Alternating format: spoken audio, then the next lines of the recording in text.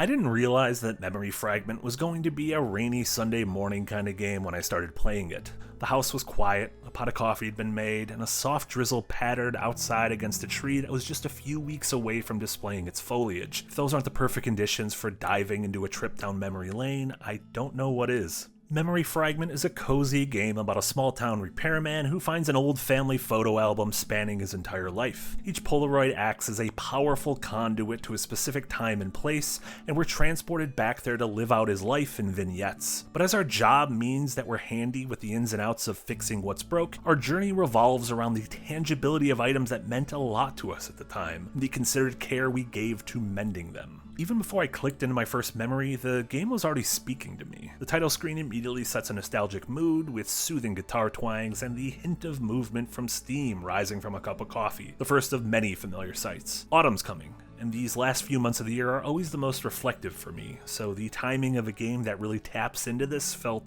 serendipitous. Like the repairman we're embodying in Memory Fragment, I've learned to appreciate the tangible. In a world simplified by streaming movies, digital libraries of games, and a wealth of knowledge at our fingertips, the infinite possibilities can sometimes feel exhausting. With this, there's something about the physicality of a photo album that still really speaks to me. Holding history in our hands adds weight to every memory, as do the objects immortalized in them. Our first memory was back when we were a toddler, and those underdeveloped motor skills led to us dropping our favorite toy train and watching it shatter into pieces. Luckily, we were born with the soul of a repairman because we quickly regained our composure and set out to piece the locomotive back together. Rotating each section in our hands highlights those kinds of small details that stand out to us through time, like chipped paint hiding the wood underneath. We flipped the page on the photo album, and suddenly we're a few years older. The simplicity of the train has been replaced with the slightly more complex workings of a Lego piano set. We don't have instructions on hand, which simultaneously seems sadistic as well as pretty par for the course when it came to me losing my Lego instructions as a kid. Once it's almost completed, we can spot a secret little Pac-Man sticker hidden underneath the set. I also used to hide stickers in places where only I would know about. There was something thrilling about keeping a secret for yourself, until one day your mom comes in asking why the hell there's stickers all over the back of the television set, and that's a hypothetical, of course.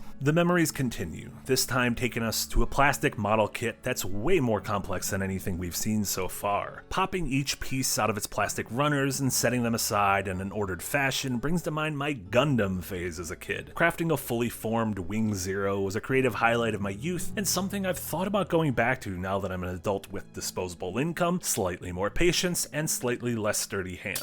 The scene ends with us excitedly showing off our new toy to our friends at school, which is something that I bet a lot of us can relate to. We move on to a far more stressful scenario that's just as familiar to me as a longtime subscriber of the hit magazine Being Blind and Clumsy as Hell. We've accidentally broken a pair of our grandfather's glasses, and we have to figure out how to fix them before we get in trouble. Though honesty would probably be the best solution in this scenario, that does not make for fun gameplay mechanics, so ocular triage it is. And let me tell you, these sense memories of removing tiny screws, popping out lenses, and trying to put things back together gave me a visceral reaction. And wouldn't you know it, my character was left with a pair of, fixed glasses that looked about as shoddy as mine always did, so mission accomplished. The final task presented in this early access version of the game drops us into a scenario I've always feared, but thankfully never experienced, though I did have a lime green Game Boy Color, and it was rad. But I can safely say that I never tried to play Metal Gear Solid Ghost Babel in the bathtub, and I never accidentally dropped the handheld in the water. I'm not sure how accurate this last scenario is, but we need to do a bit of reverse engineering in an attempt to salvage the water damage. Maybe the whole bowl of rice thing didn't catch on until smartphones were placed in all of our clumsy hands.